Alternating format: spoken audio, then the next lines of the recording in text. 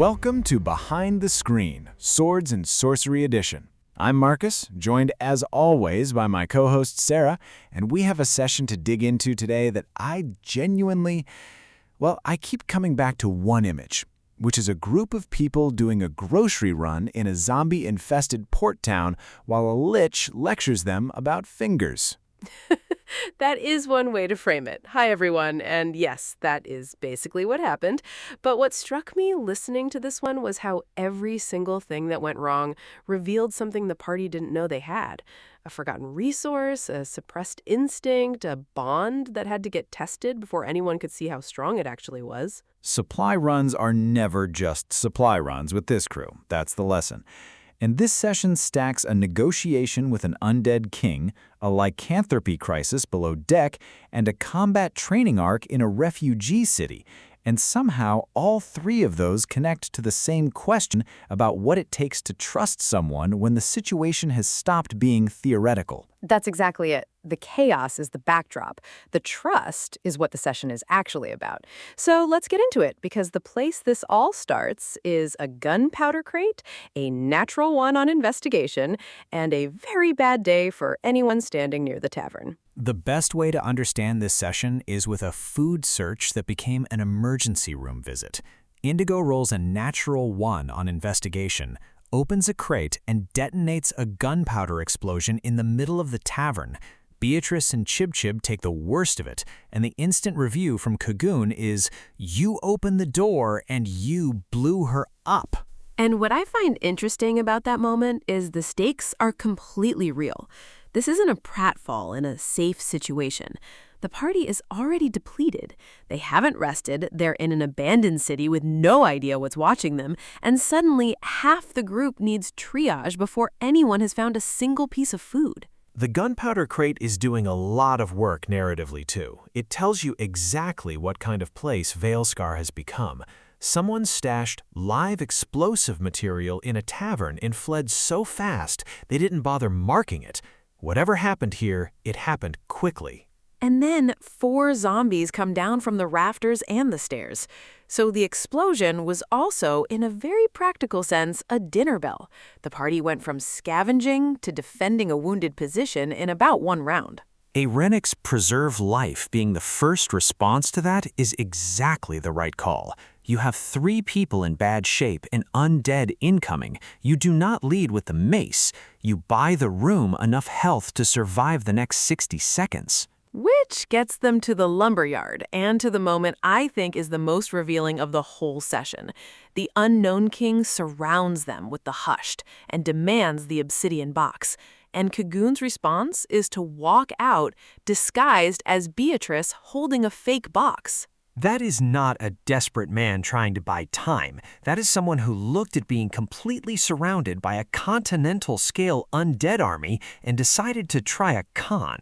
Right, and the framing matters. He's not offering to surrender, he's trying to dictate the terms of the negotiation from inside an ambush. The bluff failing doesn't diminish that. The no-life king wasn't fooled, but the attempt communicated something important. This party is not handing over the phylactery under any circumstances. The Lich's response when the bluff fails is what I keep coming back to. Severing a single finger does not stop the hand. He's not angry. He's patient. He explains his own distributed nature almost like he's doing them a favor. Every corpse is an eye, a tongue, a weapon. It's a genuine tactical briefing delivered as a threat.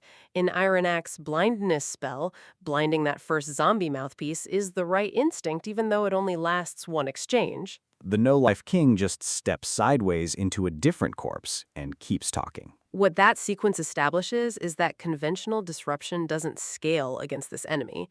You can't silence him. You can relocate the conversation, but you cannot end it. The party needed an exit, not a counter-argument. Which is why the owl mail solution is so satisfying. They write instructions, tie them to the owl, send it back to Pip on the ship, and Pip fires a ballista bolt. It lands in the wrong spot. Someone yells, "A little to the left," and then they have a smoldering corridor through the hushed. A little to the left is doing a lot of heavy lifting as a tactical adjustment. What I love about it is that it's a completely forgotten resource that becomes the answer. Nobody during the standoff with the Lich said, "We have a ballista." It came back because someone connected the problem to the tools they already had access to. And Pip delivers. You have this bard on a ship who has been mostly a navigation and morale asset, and he turns into fire support. The party's institutional knowledge, the things they built and prepared earlier, that's what wins the extraction, not the confrontation. The Lich was right that severing one finger doesn't stop the hand. What he didn't account for is that this party wasn't trying to stop his hand. They were trying to not be standing there when it closed.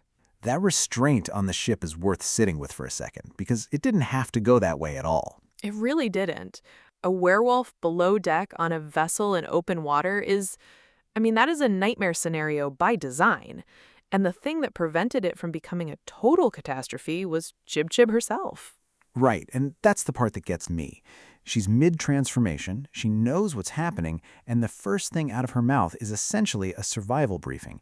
Don't let me bite anyone. That's how it spreads. That's not panic. That's someone thinking about everyone else in the room while their body is actively betraying them. She handed the crew the rules of the fight before the fight even started. And there's a huge difference between a player who just lets a monster moment happen and a player who actively shapes how their character would want it managed. Chib Chib basically said, "Here is how you contain me, now do it." Which completely changed what kind of encounter it was, because once everyone understood the stakes of a bite, the whole thing shifted from how do we neutralize the threat to how do we protect our friend without letting her hurt us. Those are different problems with very different solutions. And watching them build those solutions in real time was genuinely tense. The webs from Sticky, the ensnaring strike attempt, Kagoon's repelling blast to keep distance, the hex on her strength so she couldn't just tear through everything. None of it was elegant. I want to be clear about that. The web broke, the ensnaring strike failed, Chib Chib still got attacks off, and Irenyak took a claw to the face. And Indigo got scratched up too. It was messy. It was, but the thing that held the whole effort together was that nobody reached for a killing blow. Even when the cleaner option would have been to just drop her, they stayed inside the rules Chib Chib had set. And then Pip's gnome illusion. I need to acknowledge that. A tiny imaginary gnome shaped like a dog biscuit used as a distraction for a werewolf. That is a completely ridiculous solution that also worked. It gave Irenyak the window he needed. Chib Chib is prone, she's distracted by a magical snack that doesn't exist, and he lands the decisive mace hit with the bardic inspiration and the guidance adding just enough to crack the DC. That sequence is so specific and collaborative and, frankly, chaotic that I kinda love it. What I keep coming back to is that Chib Chib trusted them. That's the emotional core underneath all the mechanics. She could have tried to fight it, or run, or hide below deck where the crew couldn't reach her. Instead, she said, "I am the danger right now. Here is what I need you to do." That takes a particular kind of character to say out loud. And a particular kind of table to hear it and actually respond the way they did. Because that only works if everyone believes the character is worth the effort. And that contrast is worth sitting with for a second. Below deck, the crew is wrestling a werewolf into submission.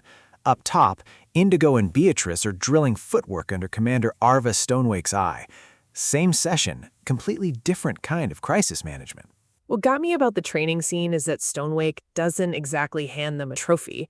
She watches them and says they move like two people taking turns. That's a critique. And then crossing Tempest is the answer to it. Right, because the maneuver isn't about Beatrice learning to fight harder, it's about the two of them learning to move as a single decision. Indigo uses the bonus action command, Beatrice uses her reaction, and suddenly you have coverage, pressure, or a safe lane through a crowd depending on what the situation needs. The three options are what I find interesting. Focus strike if they need to concentrate damage, divided assault if they're surrounded by multiple threats, sweeping passage if they need to create movement through a contested space. That last one especially, in a city like Scavareth where you've got refugees, barricades, choke points, that's not just a combat tool, that's a people mover. Which is where my head goes when I think about what Scavareth actually looks like right now. temples converted to infirmaries, guild halls full of soldiers, funeral pyres outside the southern wall. The party isn't walking into a clean battlefield. So where does Beatrice fit in that environment? Because I keep going back and forth. On one hand, she's physically capable now. She has training, she has someone directing her. On the other hand, she's still a person that entire infernal networks have been actively trying to reclaim. Putting her on a front line feels like painting a target. That's the tension, though. Keeping her behind the party hasn't worked. The boarding action, the Cambion getting dropped into the sea, being protected hasn't kept her safe. At some point, you have to ask whether the safer version of Beatrice is the one who can fight back when the protection fails. And Indigo seems to have already answered that question for herself. The training isn't hesitant. She brought Beatrice to Stonewake. She drilled with her. She built this into something that has actual battlefield mechanics. That's commitment, not experiment.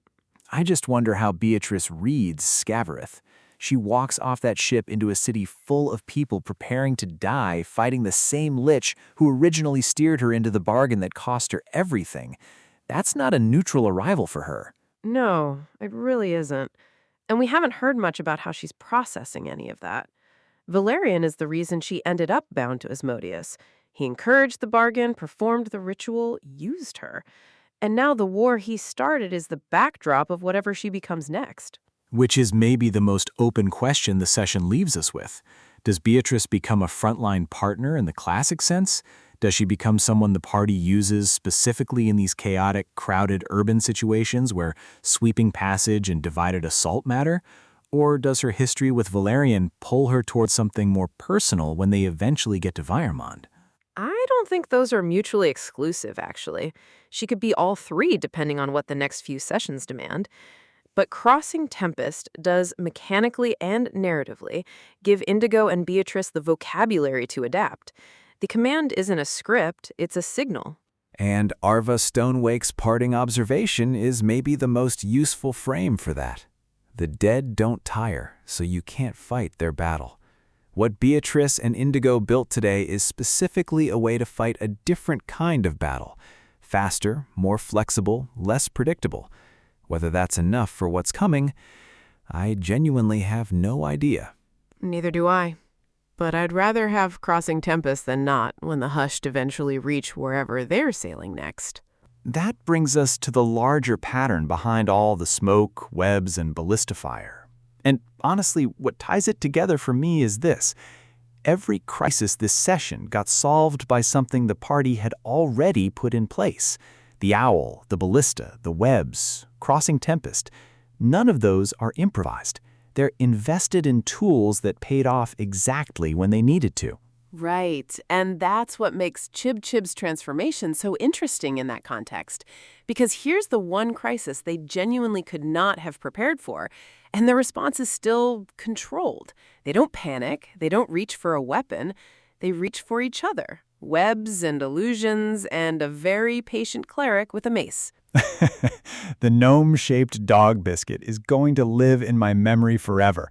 But you're right. There's something going on there that feels different from just surviving another emergency. They're learning how to carry each other through the ones they didn't see coming. And Crossing Tempest fits into that same idea. Indigo isn't just training Beatrice to fight. She's training her to respond, to be readable, to be trusted in the moment. So what I'm actually watching for now is what happens when that trust gets pressure tested. Because Scavareth is a city preparing for the worst. The No-Life King already knows they have the box. Chib still needs a cure. Kagan still has a patron waiting for a conversation. At some point, all of those threads are going to pull at once, and I want to know which relationship holds and which one bends. That's the question, isn't it? They've built the crew, they've earned the ship.